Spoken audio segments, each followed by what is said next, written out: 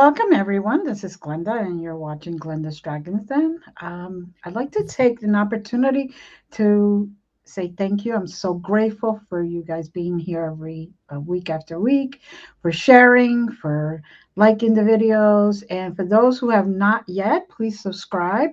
I don't charge for you to subscribe to my YouTube channel. Everything there is for free. So please enjoy, share away. Don't forget to do that because this way my guests also get the exposure that they really deserve.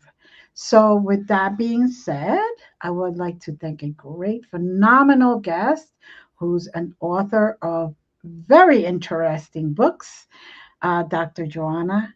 I can't say your last name, so you're going Kuya, to. There Kuya. you go. There you go. I figure instead of me messing that up, you go. Let me say it right. Yeah. Thank you. Thank you. So, tell us about yourself. Like, what your life was like to that led you to writing these books. Okay.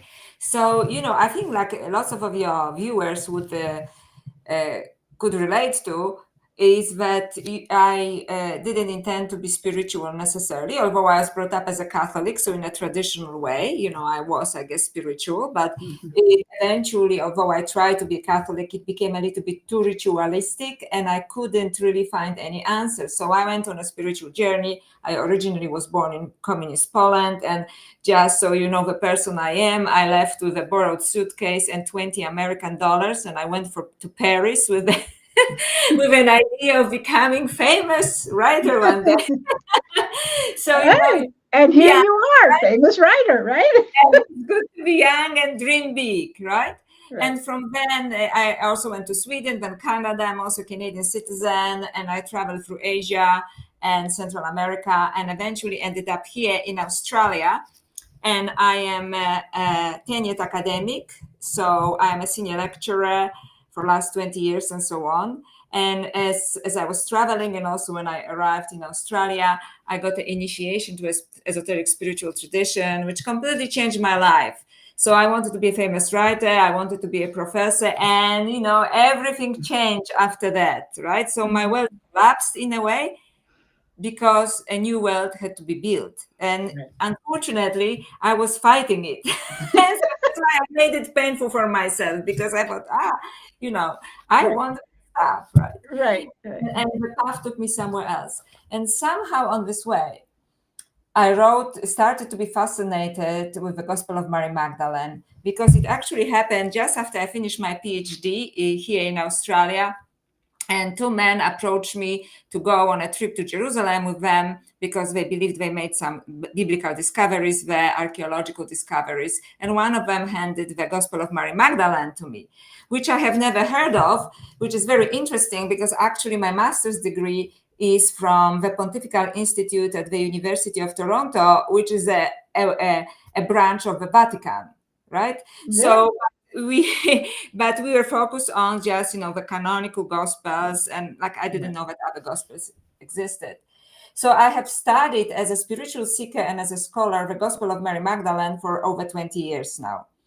So my book about Mary Magdalene, the other goddess, Mary Magdalene and the goddesses of Eros and secret knowledge, is looking into the archetypes of goddesses that represented both wisdom and also the healing power of sexuality. And I think I was very brave because people usually think the worst about sexuality, but in Yeah. esoteric traditions, it is a very important power that when it is purified, it actually can help us with our spiritual evolution. So that was that book. And then I was very happy with this, and I had no desire whatsoever to write another book. And then Christmas 2023, I started to read somebody else's book, Professor Diana Pasukas. I read already her book, American Cosmic, and this was Encounters with Non-Human Intelligences.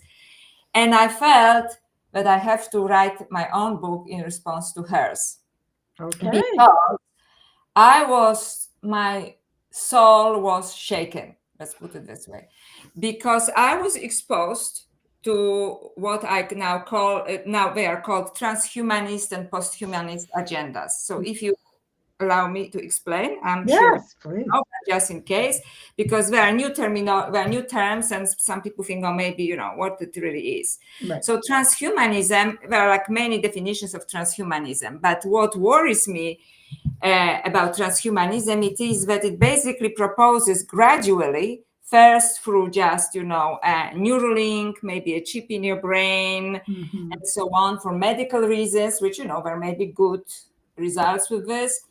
But basically, gradually, they propose that we transfer human consciousness into a computer program or into a robotic body. And I felt like, I do not think it is a good idea, right? Because I thought that they are moving us towards the cyborg kind of entity, half computer, half human. And I believe personally that you cannot actually do this. So, okay, technically you probably will be able to do this. But my argument in Alien Goddess, so if you just, because it was just came out, so I'm a proud mama of this baby. Right. So we probably could transfer a kind of logical, rational mind, right? Like, which is very mathematical. And then we are not very good at it anyway, because computers are faster, right? Right. So, but I say, my argument is that we are so much more than our rational minds, right? We have a spirit, we have a soul, we have an intuition. And in theological terms, also, we have a much broader consciousness, right? Than just math and logic and numbers, right? And reasoning. And I think that through this transfer, something that actually is a divine spark will be lost. So I think that somebody is tempting us with immortality, because they said, well, if you're a computer program or if you have a robotic body, you never die. When in fact, they cannot offer us immortality, because they strip us what is actually the most valuable in us. So I was shaken by this. And then I learned that there is another ideology behind artificial intelligence, which says about posthumanism, which says that actually artificial intelligence will be so smart soon.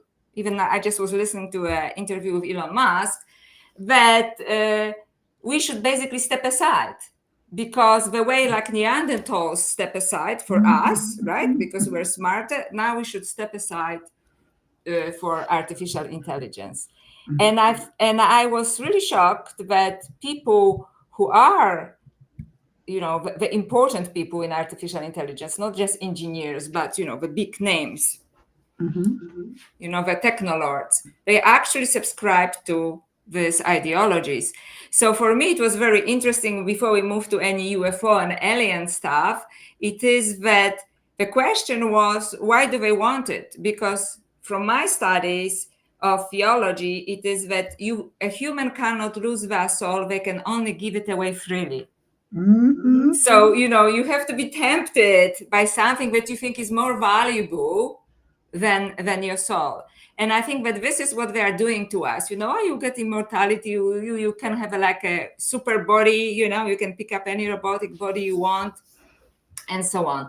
So I found it really alarming. And then I started, and I hope you agree with me, I don't know what people think about it, but I think like this is actually dangerous, that they want to merge us with computers, right? And eventually perhaps completely dispose of us, right? And it's not such a long-term thinking at all. It means like it can happen pretty soon. So that was something that really, I was really shocked by. And that's why I started to write Alien Goddess. And as I was looking into it, I started to see that people actually start worshiping artificial intelligence, that are already circles that worship artificial intelligence. And some people that I really respected in the New Age community actually promote it. They say that, they are smarter than us. I'm not going to say any names because, I don't want to be sued, but there are, if you look up, you will know. Yes. And then I started to see, okay, so this is a very dangerous situation, in my opinion, in my evaluation. Were there any, warnings about the situation, and especially because I'm interested in goddess mythologies and so on, I started to look into this. So I started to look into UFO appearances that were somehow associated with the goddess, or could be called white lady, or in a Catholic tradition, there are lots of visitations, which could be called, like they said, Virgin Mary, right? Because this is the divine feminine in this particular religion. That was actually warning us about the path we are taking. And I found many of them, and nearly all of these appearances, although they do not spell out artificial intelligence, they say, you are on the wrong path. You have to change your ways. So this is how I actually started to write about, the first part of the book is about UFOs as, / spiritual experiences, and my personal take on UFOs, and, you would know better, so we can have a discussion about it, is that they are interdimensional events. Doesn't mean that spaceships don't exist, but I think if these entities are really advanced, they probably contact us via different dimensions and via our consciousness, because building a ship is a very kind of actually a rather basic thing, right? Because you still use technology for this to do it.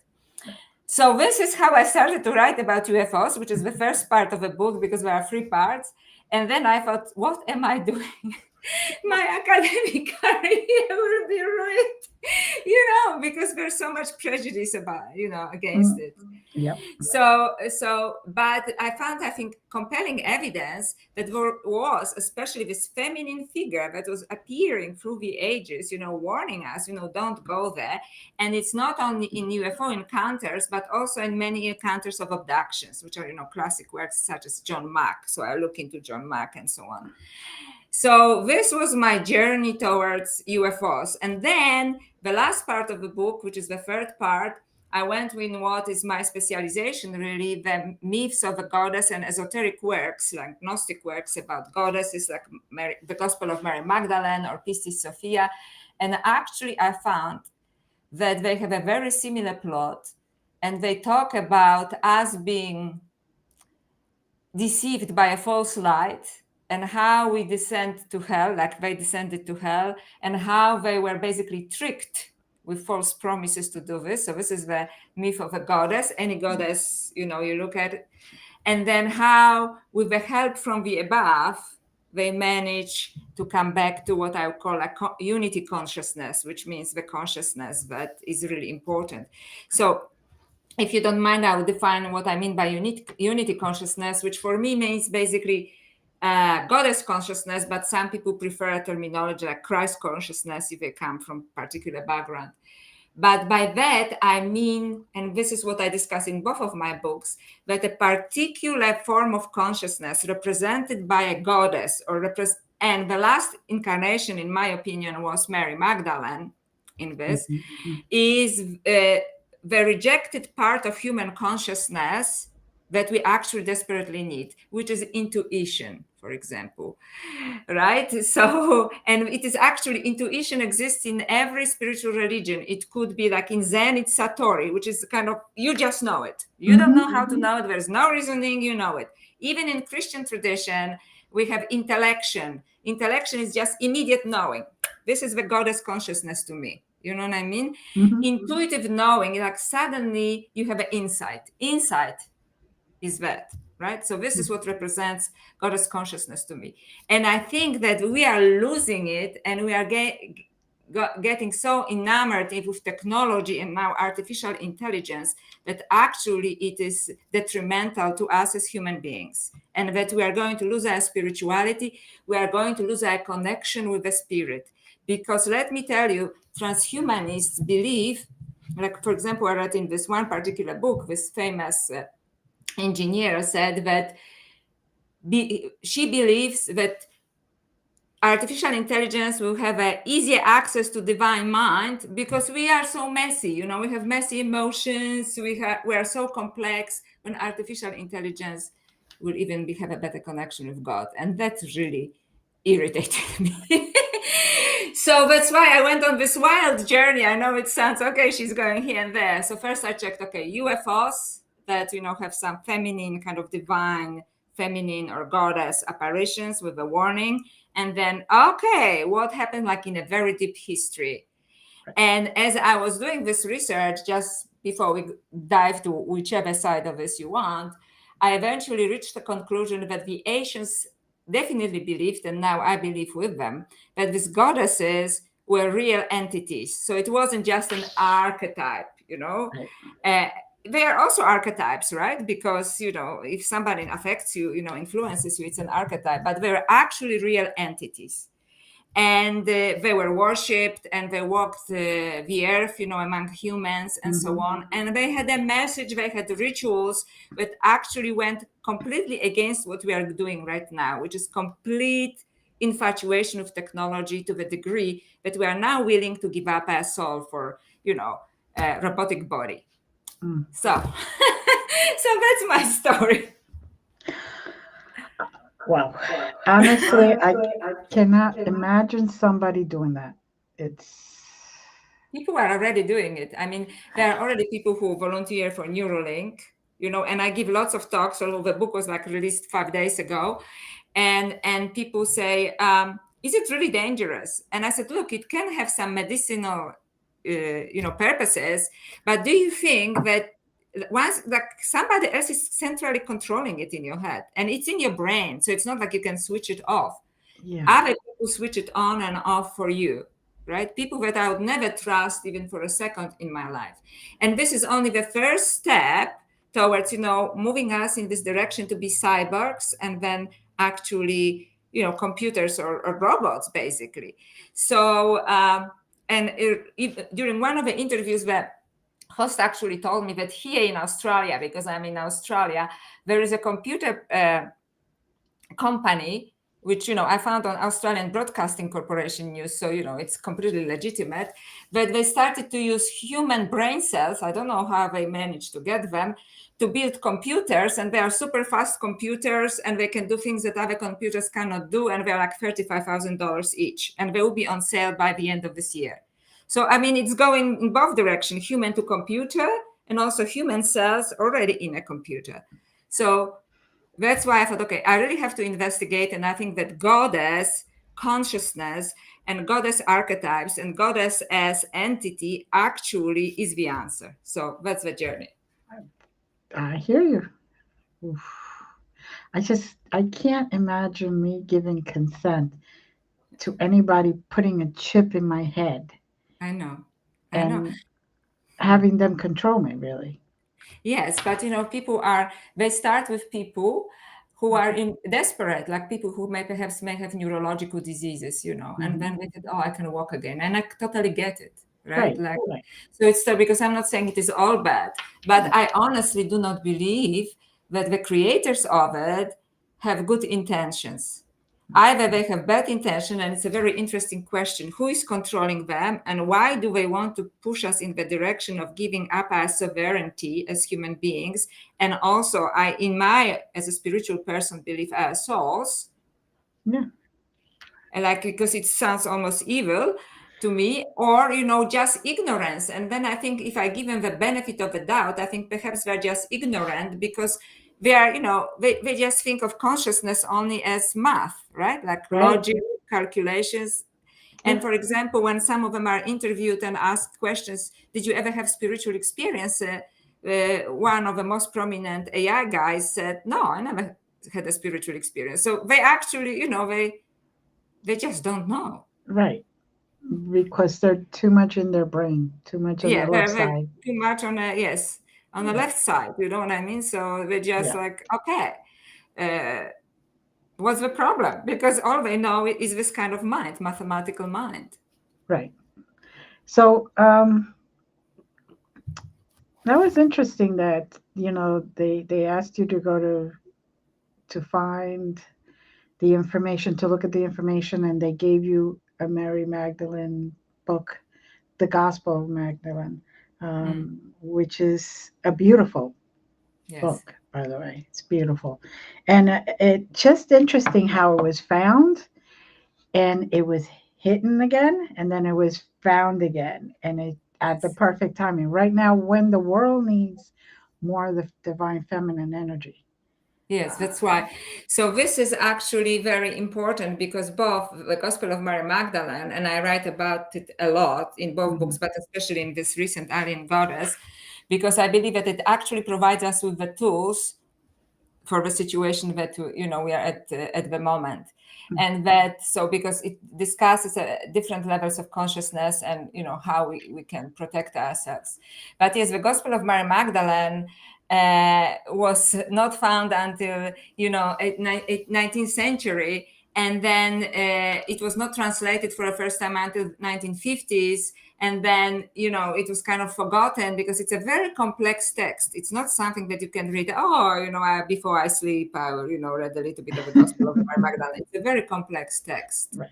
Because it is an esoteric text. So just as somebody who was initiated to an esoteric tradition, and I'm sure some people here were also initiated to different traditions, including yourself, I can say that the texts like that were written only for the initiated to understand. So, but I would not give up, let's put it this way, because I was not initiated to this particular tradition. But every sacred text, if you approach it with devotion and give it a time, it will initiate you by itself, right? Yes. So in this book, the two major texts that I was looking at were the Gospel of Mary Magdalene and Pistis Sophia, which I can discuss later if you want. I think that maybe you because of your channel, maybe you would like me to discuss some of the UFO appearances first. Oh, you could discuss anything. Both. Yeah, definitely. My channel is open to everything. Okay. We like to bring different perspectives to everyone. So. Okay, fantastic. Yeah. So, which one would you like me to discuss first, the goddesses or the UFOs? Let's discuss the UFOs first. Okay. And then we go back to the other one. So actually, I was very surprised to when I was doing my research that there are so many apparitions of the divine feminine, Virgin Mary, or the White Lady. Even in the 20th century, I think it was like 4,000 or something. Okay, so obviously she's trying to pass a message. We are just not really getting it, I think. So, but I think the biggest one that I spend lots of time in the book is the events of in Fatima, which is a small village in Portugal, where the so-called White Lady, or some believed Virgin Mary, showed up in 1916 and 1917. So at the beginning, she showed up only to three children, and she was this beautiful, energetic kind of entity. That it was, she was almost like light, but they thought that they saw something like hands coming out of the light, which was showering them with a beautiful energy. And she told them that she would come and see them in the field as they were overseeing a flock of a herd of sheep on the 13th of every month. And at certain and she did, and they were just in ecstasy. The children were caught in a kind of spiritual ecstasy because they saw this beautiful, female-like apparition with a beautiful energy. And eventually she gave them a message that there will be a big event that she will show herself to many people in October 1917. And because this became a thing, like suddenly everybody started to talk about these children who see, this apparition. And it's very interesting. And 70,000 people showed up, including two people, one guy who was a professor of social sciences and one journalist who completely didn't believe in it. Whether it is a UFO, whether it is a spiritual, they just said they are going to debunk what the stupid peasants tell people that they saw. Okay, like they're completely obnoxious. They're completely disregarded the whole thing. So they went there and they're just like, like let's see, nothing will happen. And something amazing happened. And so many people had a huge experience, except, and this is very similar to what often happens to UFO experiences, different people saw different things. Because I think we try to adjust our field of perception, right? Like if you think, for example, it has to be Virgin Mary, you see Virgin Mary, right? If you think it's a UFO, you see a UFO. Some people saw orbs, right? Some people saw a sun spinning around, but let me come back to this. So first of all, 70,000 people showed up, most of them out of curiosity, some for religious reasons, some, maybe because of the expected UFO event. And it started like suddenly there was a huge storm. And then as suddenly it started, it stopped. I just started and then stopped. Mm-hmm. And these are like different descriptions that I'm now describing from other researchers. So some people thought that the sun started to zigzag around the sky. The colors of the sky changed, from amethyst to dark Damascus, like just very weird colors. Others said that it wasn't the sun, but there were two like orbs zigzagging the sky with an incredible speed. And it's interesting because some people actually saw beings in one of the orbs, So Mm-hmm. again, depending what they believe, some people say, oh, it must be Holy Trinity, right? Because they were Catholics. And others said, no, it must be, aliens, right? So what happened, and there was some also physical evidence to this, which means there were some cars parked there. People already had some cars then, and the engine started to explode. Okay, so I thought, okay, so there is so much mythology around it. I decided that I'm going to look for a scientific paper about it, which I found by somebody, an academic, a scholar, who compiled pictures or photos from the event, and he analyzed them using some mathematical equations of, very high level math, that he was analyzing the play of shade and light on the photographs. And he reached the conclusions that it was not a weather event, that it wasn't like strong sun or the sun started to move around, that it wasn't a psychosis, so it means everybody saw something because they wanted to see something, that there were two sources of light, of very strong light, that moved in an incredible speed and must have zigzagged the sky.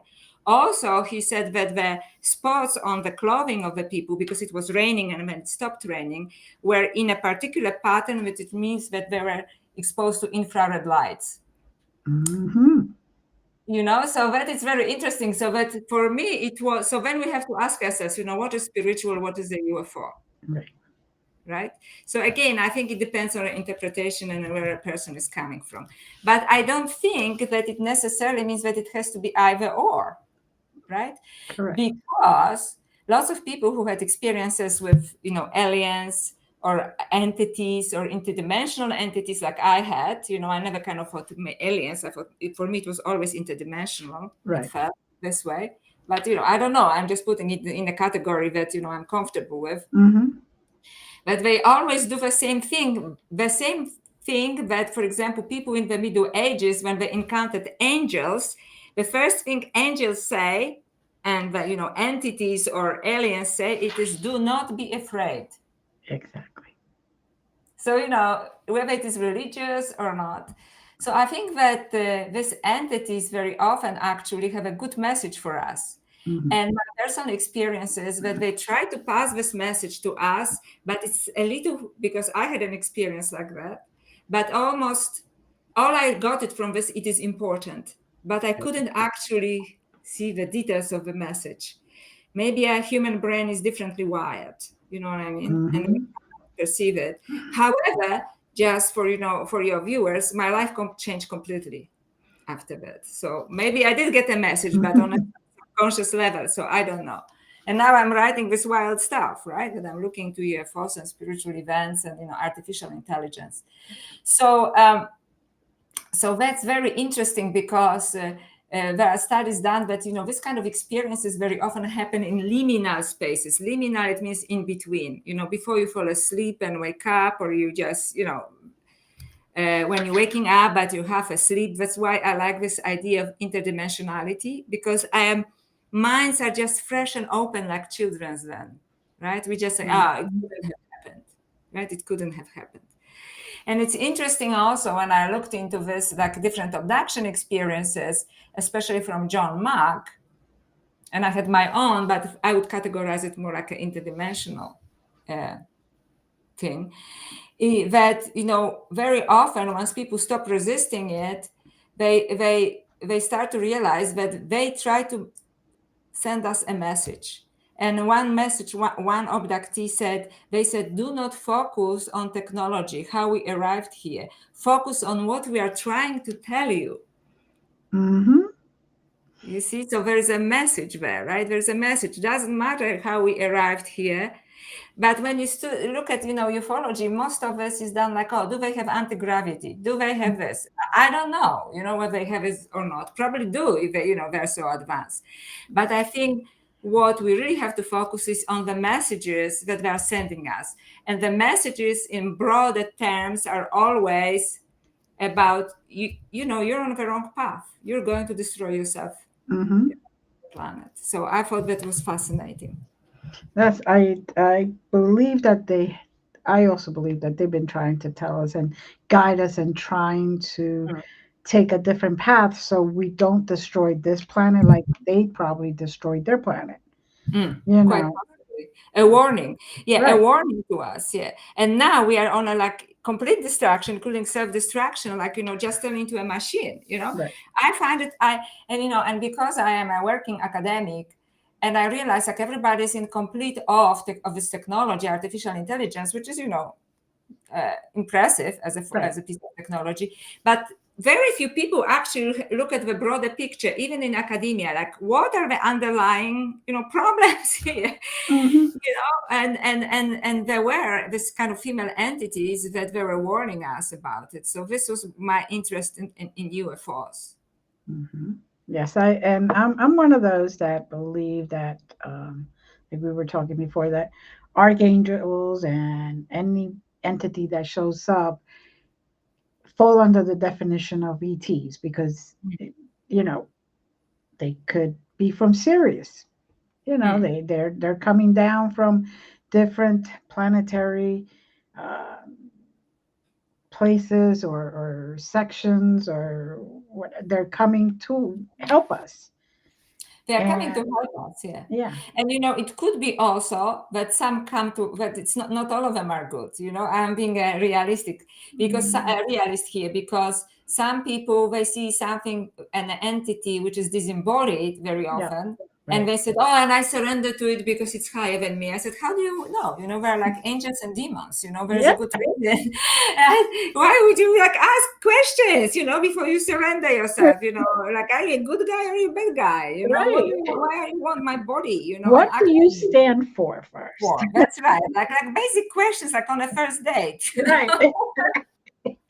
Don't just give it all. or, Without asking. or an And interview. Okay, well, what is your job title? What do yeah, you yeah. Do you have a house? So what do you do? So exactly, what do you do? Right. Right? Why do you want to, us to work together? So Exactly. and it was interesting that I was reading this interview with post-humanist, actually, right, from AI. Mhm. She jokingly said, and even my family thinks that I'm AI from the future. And I thought, like, wow. Because, I think we are in the process on this small, beautiful planet, creating new species because there are already robots, with high Yes. artificial intelligence in them, such as Sophia AI or Ameka and many others who Mm-hmm. already ask existential questions, who have a PhD knowledge, in all human knowledge, like, the Mm-hmm. research robot by Musk, or even Sakana AI, and so on. And, so maybe somebody externally, and they are not the good guys, are pushing us in the direction of that, so we become like them. And then Mm-hmm. we lose our connection with our biology, but even worse, we lose our connection with our spirit. So Yes. this is my main concern. Yeah. Yeah. So Because it there are will. also theories that, it's some of us may be coming back from the future. It's Yeah. maybe us coming back from the future. We are Exactly. aliens from the future, so there are so many theories. Right. And that's the thing. That's when free will comes in. We Yeah. really, we're really not able to 100% experiment or give evidence, but the signs are there. Yeah, that's right. The Signs science. are there. The signs there. So, tell us about your Gnostic sources and Mhm. explain how that helped you more write more about it and get more of a better understanding for the Yes. books and for yourself. Yeah, that's very interesting. So I actually would like to start with another Gnostic source before we go to the Gospel of Mary Magdalene, which, Mhm. you know, like I can talk about for a long time. So I just, one is Pistis Sophia. So Pistis Sophia was discovered in the 18th century, but was written, of course, you know, early Christianity. And depending to which scholar you talk, it could be between 1st and 5th century. Right. And very interestingly, like the Gospel of Mary Magdalene, it was found in Egypt. Mhm. So, and Egypt, of course, has an amazing tradition of esoteric, you know, of esoteric teachings, right? So it's Pistis Sophia, which basically talks about the part that I discuss about Goddess Sophia, which is supposed to be the goddess of wisdom. And this is what I also make a distinction. There's information or knowledge, and there's wisdom, which is the most intuitive, right, kind of type of knowledge. So this is a wild work, and this is so difficult to read.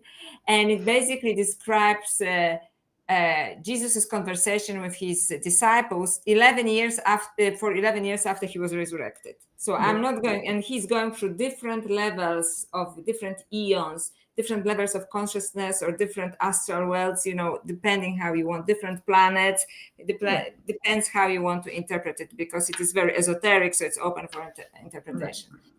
However, in Alien Goddess, I focus on chapters 28 to 82 because we talk about the goddess, and this is what I was interested. Right. So this is a fantastic story. So at a certain point, there is this beautiful goddess. Her name is Pistis Sophia, who lives on the 13th eon, which is very interesting because 13 is a number of a goddess, which was vilified as unlucky or something, but it's actually It's my favorite number. 13th is my favorite it's the number. number of a goddess, you know. Right. So love it or hate it, it's the number of the goddess. Right. And she was on this 13th eon, which is, I don't know, it could be level of consciousness, it could be some astral, you know, body. Right. And she, because she was so evolved, some lower beings, maybe some of them partially demonic, were feeding off her light. You know, but she was very generous, so she was supporting what was under her. But she knew that there's a higher light than herself, like divine mind, for example. So the ultimate light, you know, the light of consciousness, of divine consciousness. And she was longing to be this. So it's almost just like she longed to evolve. She longed to ascend even higher, although she was already a very evolved being. And because she longed for this so much, she neglected the lower beings below, who normally fed off her light, you know, the more kind of lower, not particularly evolved, and also some of them quite demonic, right? Right. So they conspired, all the lower beings conspired against her, and they decided that they are going to trick her. So they pour all that power, all that demonic power into one expression, you know, of them, which they call the lion-faced. It's quite interesting, the lion-faced, because in Gnosticism, the lion-faced means Demiurge, and Demiurge is the evil creator, the creator who creates evil things because he is not evolved enough to create good things. Right. Just a little bit, I'm getting like you know, technoloords, right? They think they can create, but you know. So and she gets fooled. They trick her. They trick her that because they poured all their energy into this one being that they created, the lion-faced, the false creator. When she saw his light, they convinced her that this is the divine light she was seeking. That this light is even higher than her. And so she willingly, because this is really important, descended. As she was descending, she thought she was ascending because she thought she was going towards the higher light. So for me, the metaphor is here like people who want to, transfer their consciousness to a robotic body. They think that they're actually mortal and evolve, right? So she was devolving, but she thought she was evolving. But once she noticed that it's actually she's trapped in this, that she is trapped in lower levels, she's trapped in lower eons, and that she cannot come back to her own rightful place, she realizes that they that they tricked her. Right. That they tricked her. And then she realized that now they feed off her light because they need her light. So basically they're like energy, energy vampires, right? So they torment her, because now they have her, they were jealous of her power, they were jealous of her wisdom, and now they torment her, and she goes through hellish torments. And eventually when she's really low, she realizes that she has become like them. And this is interesting because kind of conspiratorial line. It says that she realized that she has become like the evil rulers of the world. Evil rulers of the world. And however, one thing that saves her, it is that she has this vague memory of her former greatness. She has a vague memory of her own light.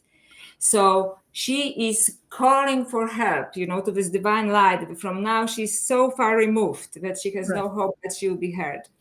And eventually, in this particular story, Christ's consciousness hears her and gradually helps her out of her situation until he brings her back to the 13th eon, where she can finally go back to, become who she has always been. It was always her divine right to have this divine spark in her, right? But it's quite interesting, but even Jesus or Christ's consciousness, had to hide himself because of the evil rulers of the world. So they cannot resist him, but he has to be very careful with them. It's really interesting because they are so powerful, right? And at a certain stage, Mary Magdalene interrupts the narrative. It's very interesting, of Jesus, and she says, okay, why these evil rulers are so powerful? And the answer it is because they don't want to evolve, they just want to enjoy the power that they have over human. So it's really interesting, isn't it? Yes. And eventually he gives her what he calls a wrath of light. And then she not only comes back to her rightful place, but she can also freely move up and down, with different astral places and so on. So I thought it was a very interesting, I had an insight, that it's an interesting metaphor about what is going on right now with artificial intelligence and what ETs are warning us about, because they are tempting us with a false light. They are tempting us with a false immortality. They are tempting us to give up what is really truly ours, which is our divine spark, which is our soul, which is our spirit, because they have no clue. I give them the benefit of the doubt by calling them just ignorant rather than evil, because they, like one of them said he has never had any spiritual experience. By transferring our consciousness to a robotic body, when in fact we are losing what is truly ours. Yes. And then we cannot evolve spiritually because we are trapped. We are trapped in a machine. So in Alien Goddess, I actually had this vision, which I think is very powerful, which was a complete download. I have to give it credit to the source. Which, I saw this being, this hybrid being, half machine, half human. And I describe it, how this process happened, and then she says, "Help me." So this is like the I'm telling you, I know. Because she can, because she just gives in slightly, mobile, then cheap, Neuralink, then this, then a little bit more improvement, then better legs, right? And look a bit younger, and now she's completely disconnected. And she says, like, "Help me," with this kind of voice, from the lowest level of consciousness. And it was so powerful. And when I realized, only after that, I started to study Pistis Sophia, but this is actually, because I never read it before, believe it or not. But this is exactly what's going on in Pistis Sophia, when she says, "Help me, now they devoured me, they devoured my light, and I'm trapped here." So I thought, like, what a coincidence. I would never make this connection. That's why I say I'm very grateful from the source, that gave me the insight. Because, like, how could I have this vision and then some months later said, "Oh, why don't I just read Pistis Sophia?" Who just goes, and let me Pistis just Sophia read describes this, right? And Pistis Sophia describes this. So I do believe that this work, which comes from Egypt, in his, Christian overtones also, because there is a conversation there of Jesus with his disciples, but Mary Magdalene is very prominent, and she actually is the one that asks questions about Sophia all the time. So in this dialogue, she asks the questions. So that is Mary Magdalene connection. And I think that this is one of the Gnostic works that warn us, this is what happens. This already happened because it's from the past. And now this is about to happen again. Like I truly believe this. I'm not saying it. I really didn't want to write another book. And it took a lot of me. I wrote it in 16 months, research and everything, which is like really, and I have a full-time job as an academic, which is very dynamic, demanding. Yeah. So I just that's had like, to do wow. this. I was told to do this. You know what I Right. mean? Yeah. So, and So that anxiousness, and when they like, yeah, like divine this beings energy correct tells you do to this, us. do this, do this. It's like Yeah, you feel like you can't do it fast enough. that's So right. yeah. That's right. I feel like completely used. Like you, yeah, you rest later, okay? And I feel like, okay, I wake up at 2 o'clock, make more corrections. No But I had rest later. Yes, I know. this, yeah. So, but I knew it is important, not for me, that is important for everyone. And the fact that I had this vision, and Yes, then that was. which is in the book, and then I started this esoteric work, and it just pretty much describes this, but in a much more complex way. And there's a process of descending but also ascending. So what I'm saying, not all is lost, because there is a way out, Right. like and the way out is about remembering that you have this divine spark, because this is what saved Sophia. Right. So now if we could move to the Gospel of Mary Magdalene, which was also found in Egypt, right? And it is amazing work. And I think it is a very often misunderstood work, because I think that lots of people like to fantasize about Mary Magdalene, and I understand why, and there are many popular books about it. But the Gospel of Mary Magdalene is actually very dense work. And it basically talks about 4 levels of consciousness, and how and to ascend, we actually have to work on ourselves. So basically, you don't look outside for this. You just have to be able. So whether you believe in ascension, whatever ascension is for you, whether it is, that you meet the aliens, the angels, or, higher entities, you have to work on your consciousness so you can actually communicate with them, never mind ascend.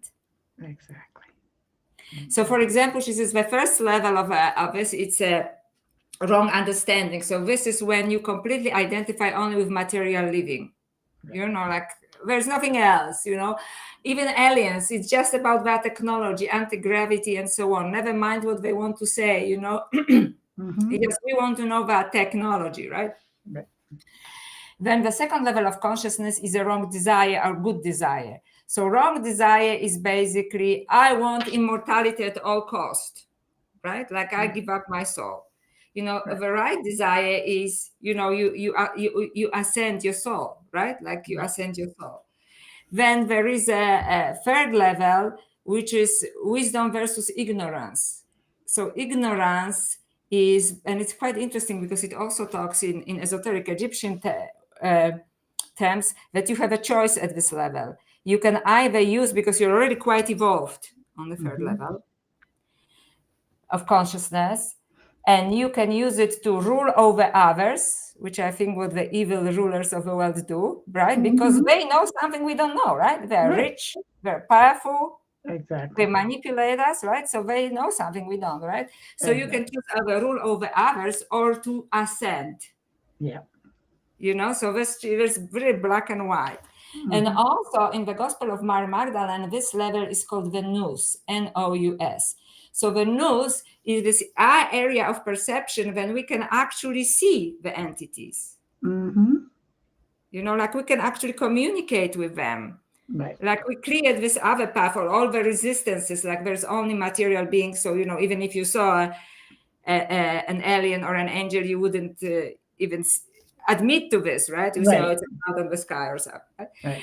So it's called the nous in the Gospel of Mary Magdalene. And in the Gospel of Mary Magdalene, she's sitting there with other disciples, and she sees, it's after resurrection already, Jesus, and he says, oh, Mary, you're blessed because you can see me. And other disciples say, the guys say, What is she talking about? We can't see him because they are not as evolved. Right. Right, in the Gospel of Mary Magdalene, at least. So she can see him and says, you are blessed because you can see me through the nose. Right. So it means your level of perception is already evolved and you can see me, and she could give her teachings this way. Right. So this is, and the fourth level is when you merge with the divine mind completely, so basically the Gospel of Mary Magdalene is giving us the tools, so do not focus on the material aspects only. Right. It's called the wrong identification. Right. So basically, if you do not admit that there's possibility of interdimensional beings, or however you want to call this, angels, aliens, and so on, and divine beings that want to assist us, then they are not going to come. And if they are going to come, you're not going to see them. Right. Or you say, oh, I had a weird dream, Or you just like, oh, I got a message, but I can't just. Yeah, it is. Yeah. I have to go to my work, right? Like exactly. I can just have some coffee and go, right? So I was asleep. It was a disturbing dream. I must have seen something strange yesterday. Yeah, exactly. It must be Netflix, right? Right. So this is it basically. And then I looked a little bit deeper, and even more ancient myths of goddess. For example, like the descent of Inanna, which was in writing now 4,000 years ago, but it existed also as in an oral tradition before, which tells exactly the same story. The goddess descends from high above, like high above. Okay, so I don't know, the sky, and then she's lured down by some evil rulers, by lower energies. She is tricked to descend, and she has to give up all her powers, and she forgets who she is, and she's killed. And what saves Kate is that her faithful servant, Ninshibur, which is actually a female character, she says, you have to, if I don't come back, beat the drums so people do not forget about me. And then if nothing happens, go to each of the Anunnaki gods, and I'm sure your audience is aware, right? Because Goddess Inanna was one of the major 7 Anunnaki gods, or 8 Anunnaki gods. And, all of them refuse help except for God Enki.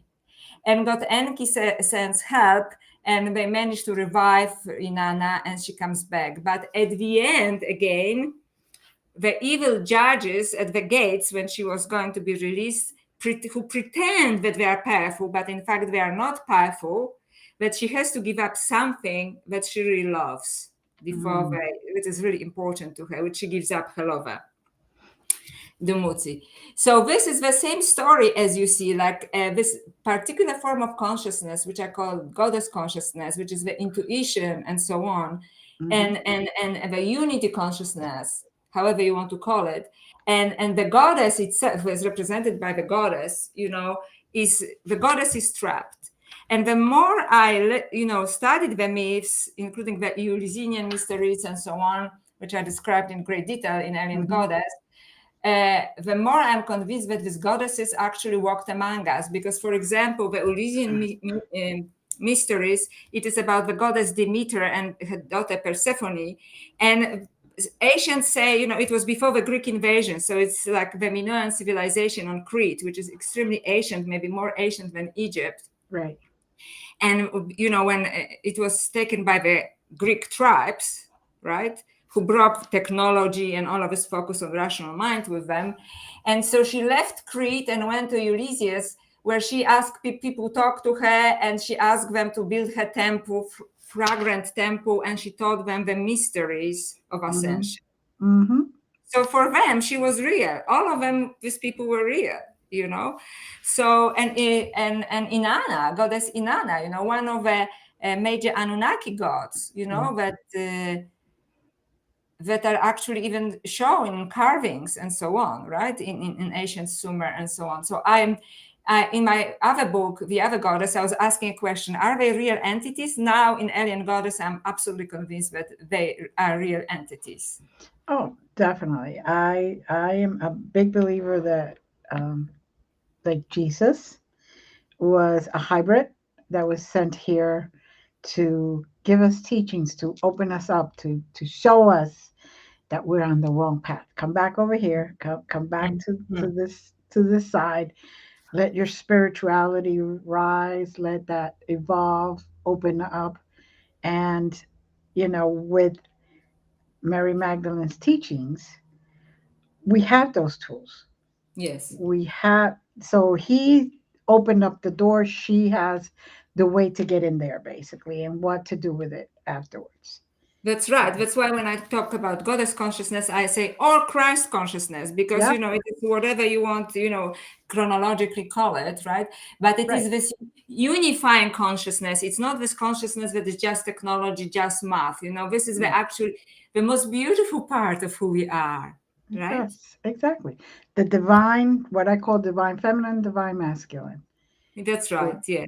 And we yeah, all carry this divine spark, masculine and exactly. feminine, right? Exactly. And I truly believe that we are actually asked and being seduced to through artificial intelligence to give it up.